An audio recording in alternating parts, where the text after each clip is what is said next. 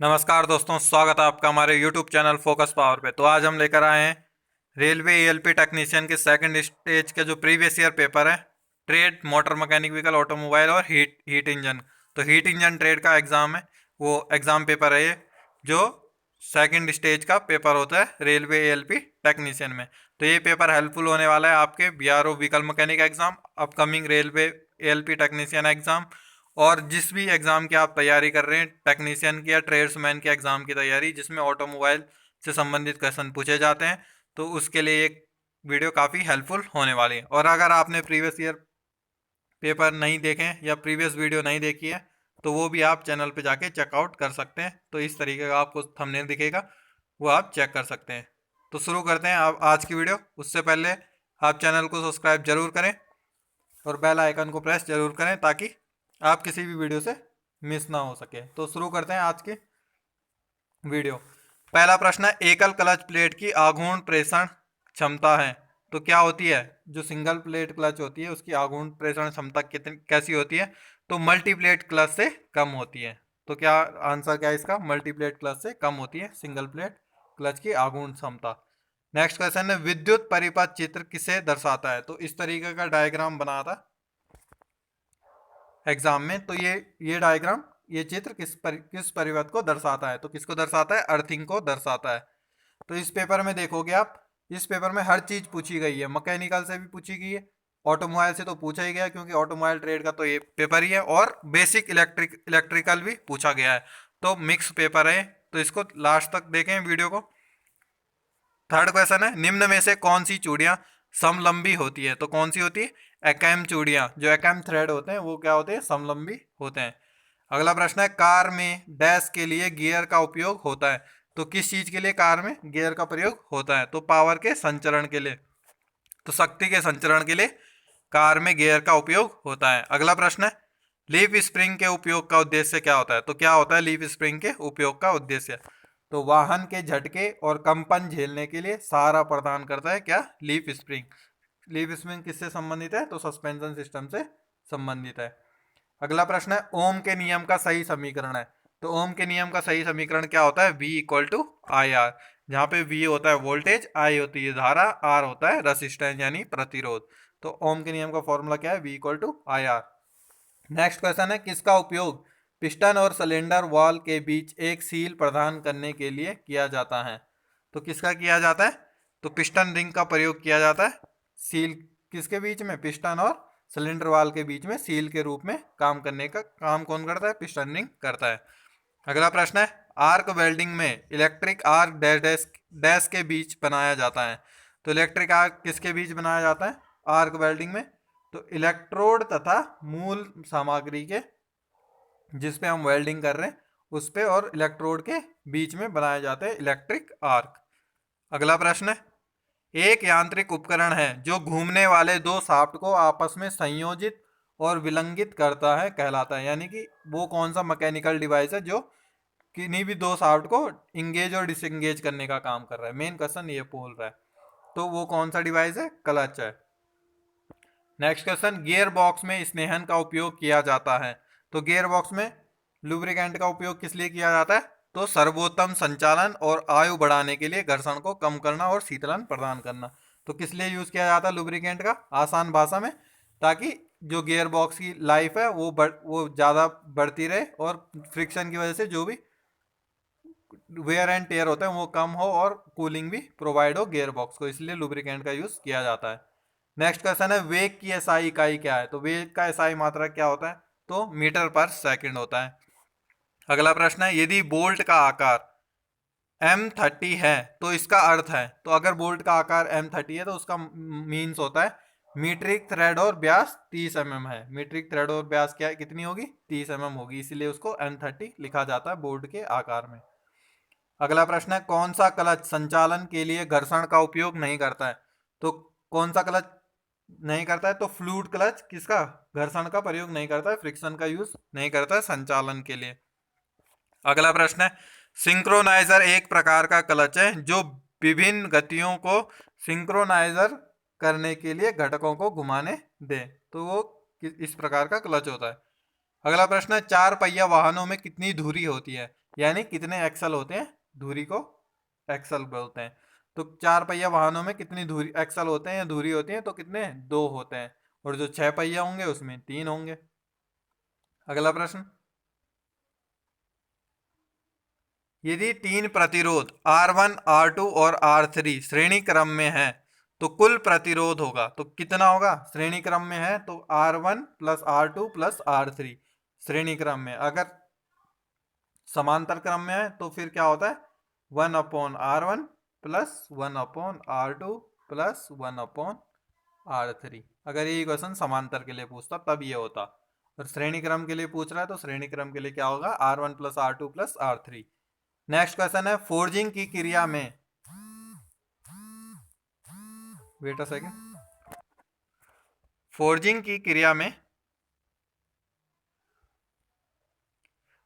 क्या होता है, तो वर्क पीस पर संपीड़न बल आरोपित किया जाता है। तो जो फोर्जिंग होती है उसमें क्या करा जाता है, कोई भी वर्क पीस है या जॉब है उस पर क्या करा जाता है, संपीड़ित बल लगाया जाता है, कंप्रेशन फोर्स लगाया जाता है। नेक्स्ट क्वेश्चन है, 2 स्ट्रोक इंजन में एक पावर स्ट्रोक के दौरान क्रैंकशाफ्ट कितने चक्कर लगाता है, तो कितने चक्कर लगाती है, एक चक्कर में, क्रैंकशाफ्ट के एक चक्कर में एक पावर स्ट्रोक कंप्लीट हो जाता है, किसमें, 2 स्ट्रोक इंजन में। अगला प्रश्न है, स्निप हाथ से प्रयोग किया जाने वाला उपकरण है, इसका उपयोग किया जाता है, तो किसमें किया जाता है, तो धातु की चादर और कठोर जाली को काटने के लिए किसका प्रयोग किया जाता है, स्निप का यूज किया जाता है। नेक्स्ट क्वेश्चन है, गियर बॉक्स स्नेहन की विधि। तो ये क्वेश्चन ये इस प्रकार पूछा गया था कि निम्नलिखित में से कौन सा एक गियर बॉक्स स्नेहन की विधि नहीं है।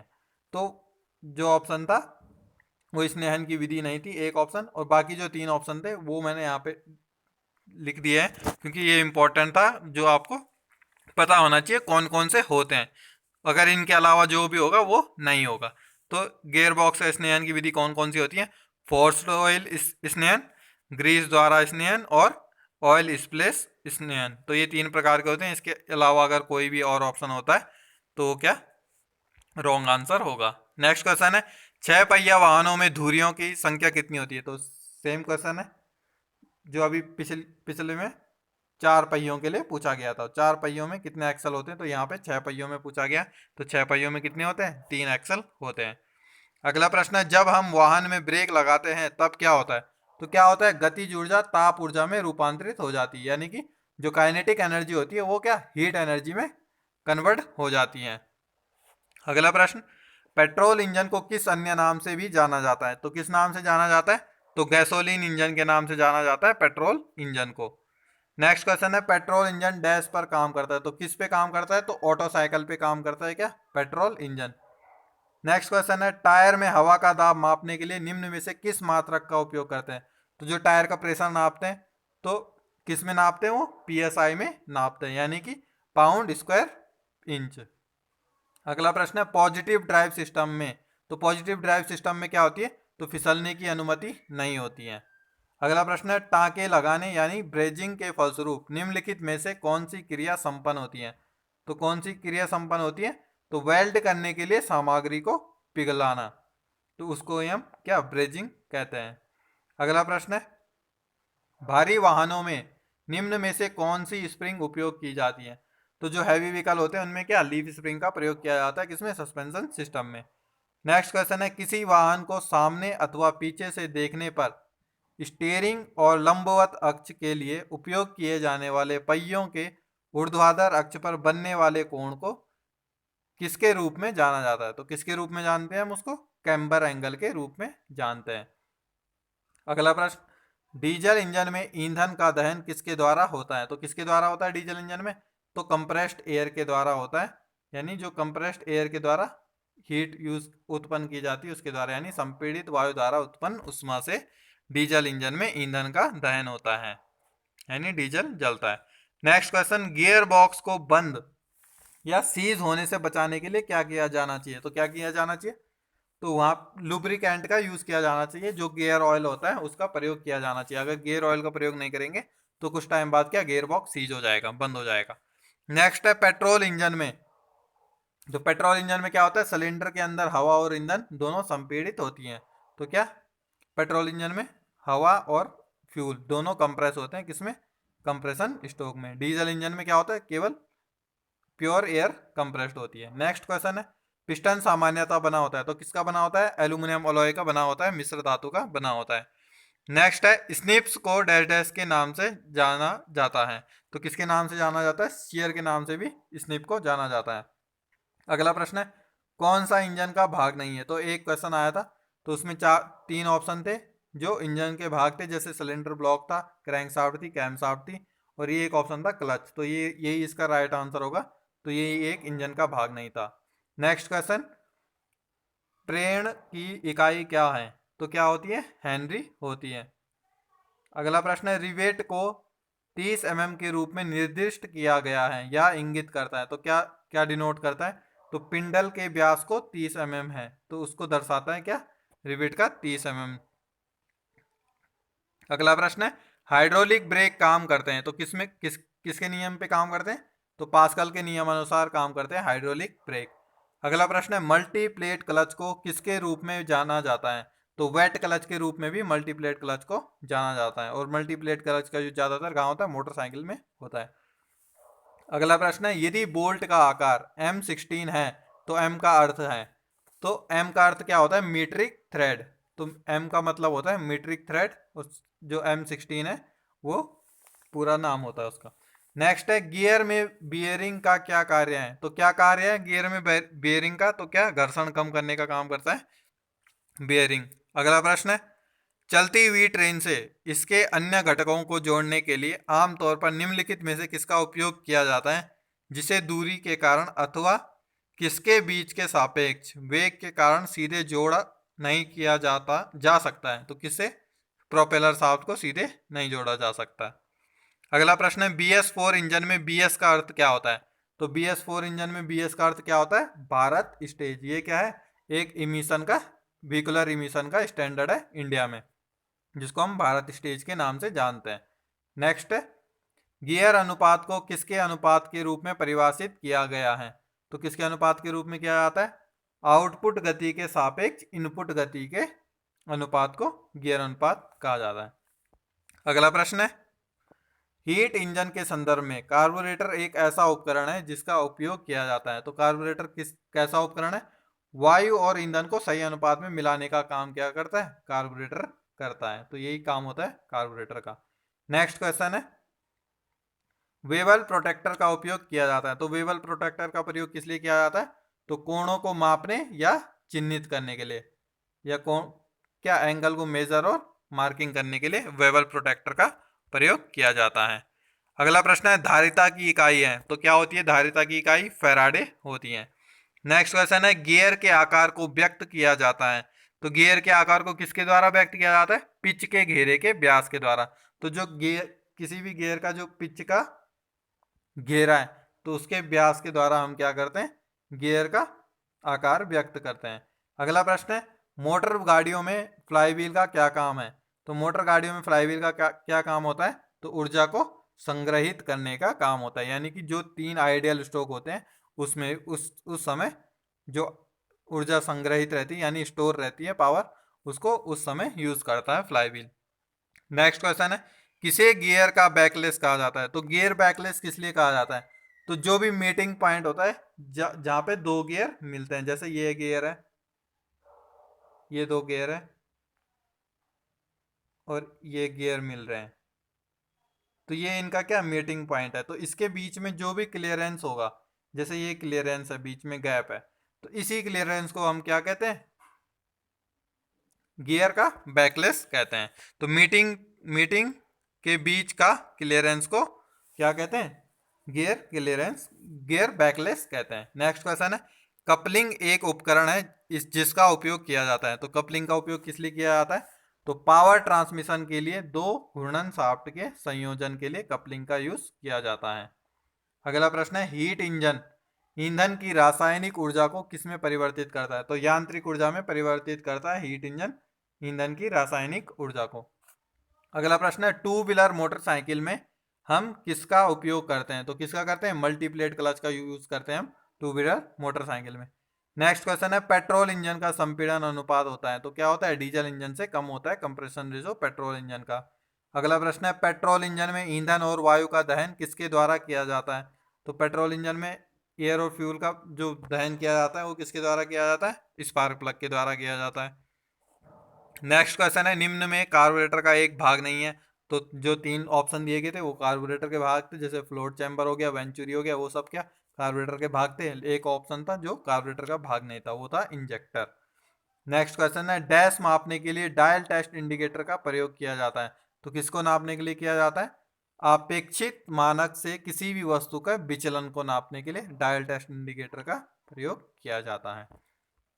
अगला प्रश्न है किसके लिए सी क्लैंप का उपयोग किया जाता है? तो किसी भी जॉब को मजबूती से पकड़ने के लिए क्या सी क्लैंप का प्रयोग किया जाता है, यानी सामग्री को मजबूती से पकड़ने के लिए सी क्लैंप का यूज किया जाता है। अगला प्रश्न है क्लच में गलत फ्री प्ले के परिणाम स्वरूप होगा। तो क्या होगा? क्लच स्लिप होगा। अगर गलत फ्री प्ले दी जाएगी क्लच में तो क्या होगा? क्लच स्लिप होता है। नेक्स्ट क्वेश्चन है इंजन में वाल्व का कार्य क्या है? तो इंजन में वाल्व का कार्य क्या है? तो जब इनटेक स्ट्रोक होता है तो उस समय इनलेट वाल्व क्या करता है? एयर और फ्यूल के मिक्सचर को अंदर आने देता है सिलेंडर में। और जब एग्जॉस्ट स्ट्रोक होता है तो एग्जॉस्ट स्ट्रोक में एग्जॉस्ट गैसों को बाहर निकालने का काम करता है इंजन में लगे वाल्व। नेक्स्ट क्वेश्चन है डैश संचरण तंत्र का हिस्सा नहीं है। तो एक्सल क्या संचरण तंत्र का हिस्सा नहीं है। नेक्स्ट है इंजन के सिलेंडर में ईंधन के दहन के लिए चिंगारी उत्पन्न करने के लिए बैटरी के निम्न वोल्टेज को अत्यधिक उच्च वोल्टेज तक बढ़ाने के लिए किसका उपयोग किया जाता है? यानी जो इग्निशन सिस्टम है उसमें क्या होता है, जो निम्न लो वोल्टेज होता है उसको हाई वोल्टेज में कौन सा कन्वर्ट करता है? बेसिकली यही पूछ रहा है क्वेश्चन में। तो कौन करता है? इग्निशन कॉइल करता है लो वोल्टेज को हाई वोल्टेज में कन्वर्ट। नेक्स्ट क्वेश्चन विद्युत घटकों के बीच स्थायी संयोजन के लिए किसका उपयोग किया जाता है? तो किसका किया जाता है? तो सोल्डरिंग का प्रयोग किया जाता है किसी भी विद्युत घटकों को स्थायी रूप से जोड़ने के लिए। नेक्स्ट है फोर स्ट्रोक इंजन में एक पावर स्ट्रोक के दौरान क्रैंकशाफ्ट कितने चक्कर लगाता है? तो फोर स्ट्रोक में कितने लगाता है? 2 चक्कर लगाता है। टू स्ट्रोक में केवल 1 चक्कर ही लगाएगा। अगला प्रश्न है अगले और पिछले पहियों के केंद्रों के बीच की दूरी को क्या कहा जाता है? तो क्या कहा जाता है? व्हील बेस कहा जाता है। यानी ये आगे का पहिया है, ये पीछे का पहिया है, ये इनका सेंटर है। तो इन दोनों के सेंटर के बीच की दूरी को क्या कहते हैं? तो इसको हम क्या कहते हैं? व्हील बेस कहते हैं। सिंपल यही था इस क्वेश्चन का मतलब। नेक्स्ट है वेल्डिंग में मिग का अर्थ क्या होता है? तो मिग का अर्थ क्या होता है? Metal inert gas. तो मिग की जो फुल फॉर्म होती है वो होती है metal inert gas. Next question clutch में डैम्पर स्प्रिंग का उपयोग किया जाता है। तो किस लिए किया जाता है? झटकों और कंपन को अवशोषित करने के लिए। झटकों और कंपन को अवशोषित करने के लिए डैम्पर स्प्रिंग का प्रयोग किया जाता है क्लच में। अगला प्रश्न है वेल्डिंग करते समय हमें चश्मा पहनना चाहिए। तो किस लिए पहनना चाहिए? तो वेल्डिंग द्वारा उत्पन्न उष्मा और प्रकाशीय विकिरणों से आंखों की रक्षा के लिए वेल्डिंग करते समय हमें चश्मा पहनना चाहिए। अगला प्रश्न है विद्युत परिपथ में प्रतिरोध की इकाई है। तो प्रतिरोध की इकाई क्या होती है? ओम होती है। अगला प्रश्न है खतरनाक विद्युत प्रभाव के दौरान होने वाली दुर्घटनाओं और बिजली के झटकों से होने वाली हानियों को रोकने के लिए विद्युत धारा के इस प्रभाव को वैकल्पिक मार्ग प्रदान करने के लिए मुख्यतः किसकी आवश्यकता होती है? तो किसकी होती है? अर्थिंग की आवश्यकता होती है। नेक्स्ट क्वेश्चन है हीट इंजन के संदर्भ में छलनी यानी जिसे हम स्टेनर भी कहते हैं का उपयोग होता है। तो किस लिए किया जाता है? तो फ्लोटिंग चैम्बर में प्रवेश से पहले ईंधन को साफ करने के लिए। तो जो फ्लोटिंग चैम्बर होता है उसमें फ्यूल को एंटर करने से पहले ही साफ करने के लिए क्या छलनी का प्रयोग किया जाता है, जिसको हम स्टेनर भी कहते हैं। अगला प्रश्न है डैश स्टीयरिंग व्हील के घूर्णन गति को रेखीय गति में परिवर्तित करता है। तो क्या स्टीयरिंग सिस्टम करता है? तो जो ऑप्शन दिए गए थे उसमें lubrication system, steering system, cooling system दिया गया था। तो उसके अकॉर्डिंग क्या आंसर क्या होगा? स्टीयरिंग सिस्टम राइट होगा। नेक्स्ट है वह सुरक्षा उपकरण कौन सा है जो अत्यधिक गर्म होने के कारण स्वयं पिघलकर विद्युत परिपथ में करंट को सीमित करता है? तो क्या होता है? फ्यूज होता है। जब भी अगर ज़्यादा उष्मा हो जाएगी तो वो क्या अपने आप जल जाएगा और जो पूरे सर्किट होती है, पूरी लाइन होती है विद्युत की, उसको बचा के रखता है। नेक्स्ट है समांतर रेखाओं को खींचने और गोल अनुभाग वाली सामग्रियों के केंद्र को प्राप्त करने के लिए किसका प्रयोग किया जाता है? तो किसका किया जाता है? सरफेस गेज का प्रयोग किया जाता है। तो ये थे आज के पेपर के क्वेश्चंस। तो आई होप आपको वीडियो अच्छी लगी होगी। वीडियो अच्छी लगी तो वीडियो को लाइक करें, शेयर करें, चैनल को सब्सक्राइब करें और इसी तरह की प्रीवियस ईयर के क्वेश्चन के लिए आप चैनल के साथ जुड़े रहें। और अगर आपने प्रीवियस क्लासेस नहीं देखी, प्रीवियस वीडियोस नहीं देखी हैं, तो आप ज़रूर चेकआउट करें। 2 प्लेलिस्ट बनाई गई है, एक क्लासेस की प्लेलिस्ट है और एक प्रीवियस ईयर पेपर की प्लेलिस्ट है। तो आप दोनों को चेकआउट कर सकते हैं, वो आपके एग्ज़ाम के लिए काफ़ी हेल्पफुल होने वाली। तो आज के लिए इतना ही। धन्यवाद। जय हिंद।